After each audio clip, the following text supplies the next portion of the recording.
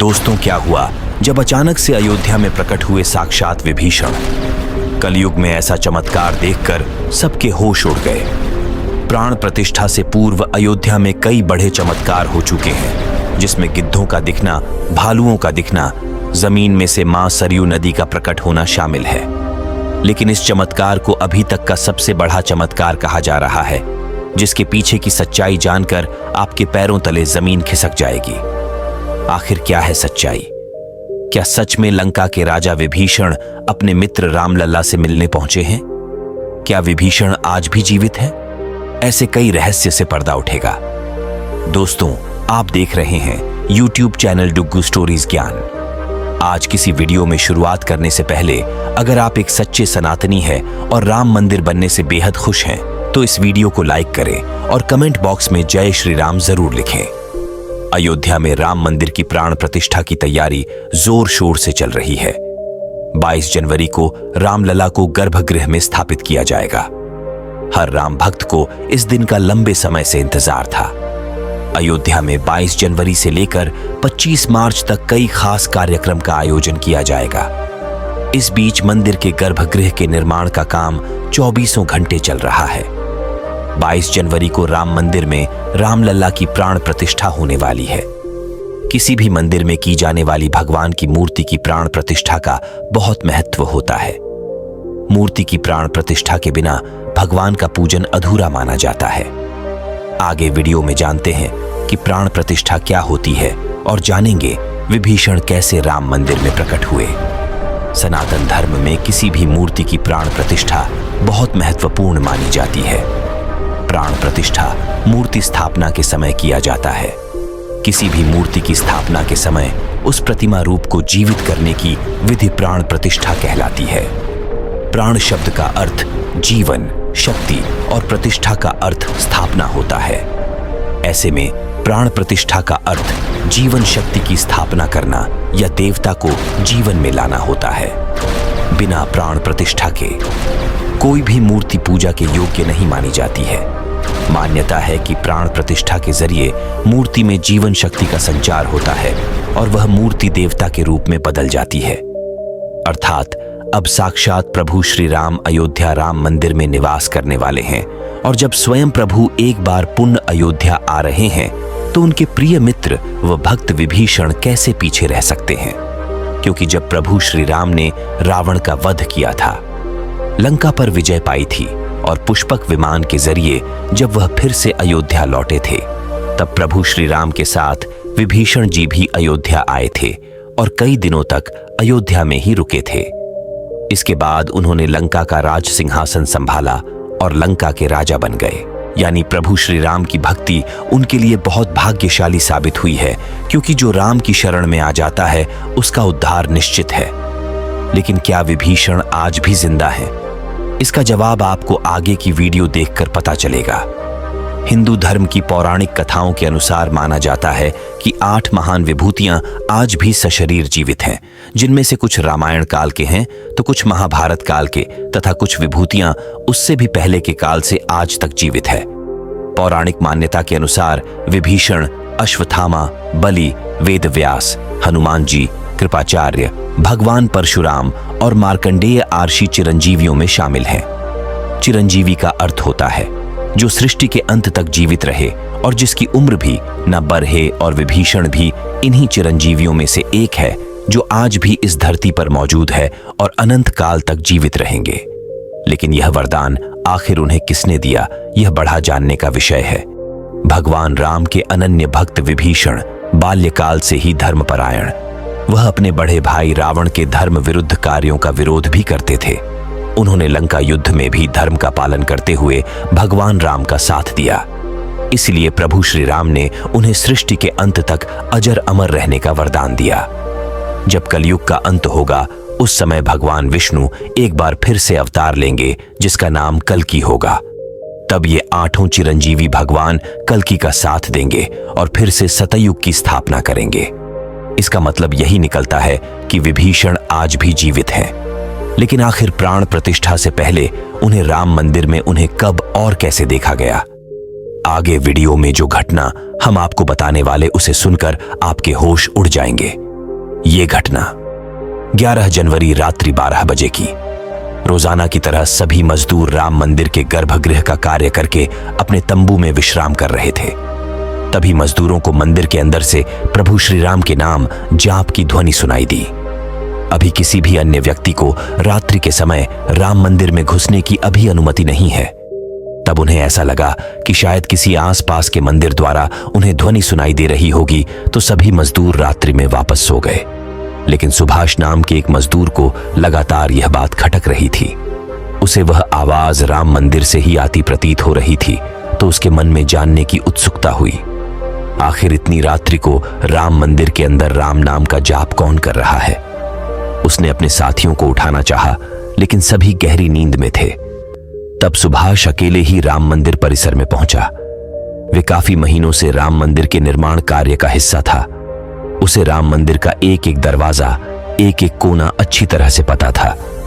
जब उसने राम मंदिर के गर्भगृह में झांक कर देखा, तो वहां पर एक बहुत ही दिव्य पुरुष, जिनके अंदर से काफी तेज प्रकट हो रहा था, वे अपने हाथों में माला लिए राम नाम का जाप कर रहे थे। ऐसा लग रहा था मानो वे काफी दिव्य पुरुष हो और किसी पौराणिक समय से आए हो। उनके बैठने का तरीका और उनका अंदाज राजाओं की तरह मालूम पड़ रहा था। सुभाष ये नजारा देखकर दंग रह गया। इसके बाद सुरेश अपने साथी मजदूरों के पास गया और उन्हें यह सारी सच्चाई बताई। और जब सब मिलकर राम मंदिर गर्भगृह तक पहुंचे, तो सभी के होश उड़ गए, क्योंकि वह दिव्य व्यक्ति वहां से गायब हो चुके थे। क्योंकि रात्रि का समय चल रहा था, तो सभी लोग सुभाष की बातों को भ्रम समझ रहे थे और कोई भी उसकी बात को मानने को तैयार नहीं था। लेकिन सुभाष जानता था उसने जो देखा है वह बहुत बड़ा चमत्कार है। लेकिन उसके मन में एक ही सवाल था कि रात्रि 12 बजे राम मंदिर में राम नाम का जाप करते हैं, वह दिव्य पुरुष आखिर थे कौन? क्योंकि आज के समय में किसी भी पुरुष के अंदर इतना तेज नहीं हो सकता। उनका संबंध पौराणिक काल से ही हो सकता है। और अगर रामायण काल की बात करें, तो 2 ही शख्सियत हैं जिनके होने का दावा आज भी कलयुग में कहा जाता है। पहले हैं हनुमान जी और दूसरे हैं विभीषण। तो पूरी संभावना यही है कि सुभाष ने राम मंदिर में रात्रि के समय जिस महापुरुष को देखा था, वह राजा विभीषण हो सकते हैं, क्योंकि वह आज भी धरती पर जीवित है और 8 चिरंजीवियों में से एक है।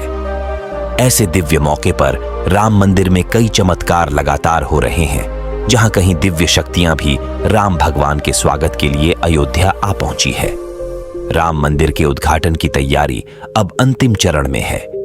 इस बीच एक और, जहां श्री राम जन्मभूमि तीर्थ क्षेत्र ट्रस्ट लगातार तैयारी की जानकारी साझा कर रहा है, वहीं राम मंदिर के इस महायज्ञ में देश का हर राम भक्त अपनी आहुति अर्पित कर रहा है। आने वाली 22 तारीख के मौके पर कई संत, महात्मा और जिन भक्तों ने राम मंदिर के लिए संघर्ष किया, वो सभी अयोध्या पहुंचेंगे। न केवल 22 जनवरी को, बल्कि 12 जनवरी से ही मेहमानों का अयोध्या जाने का सिलसिला शुरू हो जाएगा। रामनगरी में 11,000 से ज्यादा वीआईपी मेहमानों के स्वागत की तैयारी की जा रही है।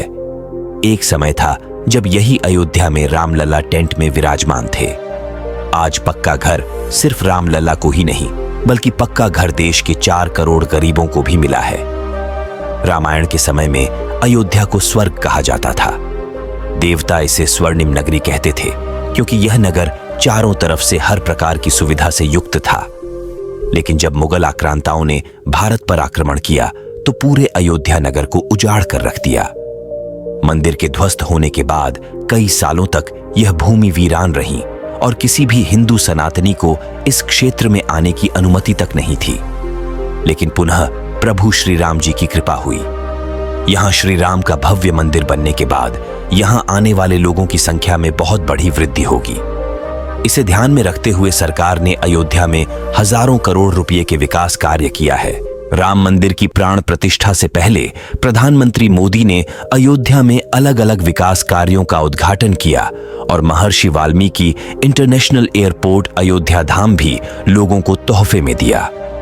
इस एयरपोर्ट को पूरी तरह से भगवान राम से जोड़ा गया है, जिसकी दीवारों पर भी आपको श्री राम से जुड़ी सजावट देखने को मिलेगी।